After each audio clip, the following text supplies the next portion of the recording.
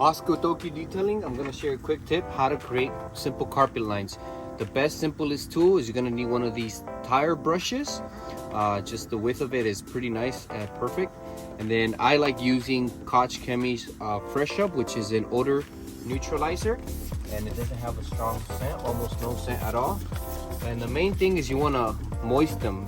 You wanna make them be moist, so you wanna spray your liquid all over the carpet, a good amount, because the more moist, the easier it will be to mark the lines well. So, and I'm sure you can use pretty much any liquid. This is just the one I prefer. And you're gonna take the width of the brush, and you're gonna use only from half down. This top part is gonna be lifted off the ground, so kind of like this, instead of like that, because then it can get stuck. It doesn't slide as easily. You want to lift up the half top, and then you're gonna go up. So the first line, and this one's a little hard because the carpet itself is not a perfect straight at the top. As you can see, it's not the same width as the bottom, so you're gonna have to kind of work with that. And you want to mark it with a good amount of pressure, about going over it 3 times.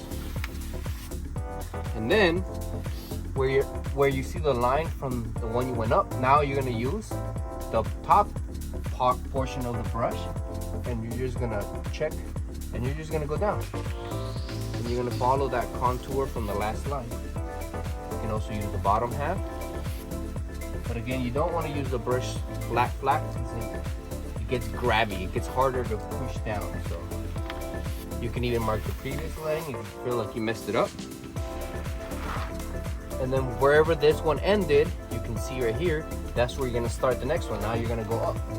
So the trick is you're gonna alternate from going up and going down, and that's what creates that pattern. So going up, and here we are in not the best situation, so we're catching something. You wanna do it in a bench if possible. That way you don't pick up small little rocks. And then now you're gonna go down from the wherever you left last. So you're gonna go down a couple times and mark it, and you're just gonna repeat this process until you get to the other end. And if it gets harder, you might need to moisten up the carpet a little bit more again. And so, oh, this one was supposed to go down, sorry. Down, and then up. And that's how you do it. The last one, you want to just mark it.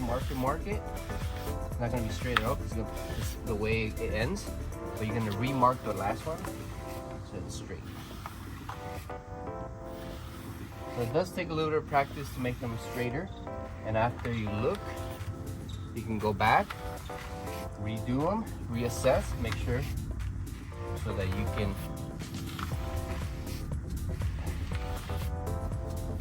check which ones need to be done. Once you inspect it, you can go over again. And as you can see, just adding the carpet lines makes a whole lot of difference. It's something so small, but it makes a lot of difference. It gives it that professional touch.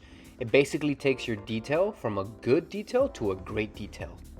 And your customers will really appreciate it, and it's something that they notice a lot, and they'll definitely be calling you back for more services. So I hope this helped. Obviously, there's more patterns that you can play and mess around with as you get practice, but I hope this helped. Please like and subscribe. Thank you so much for watching.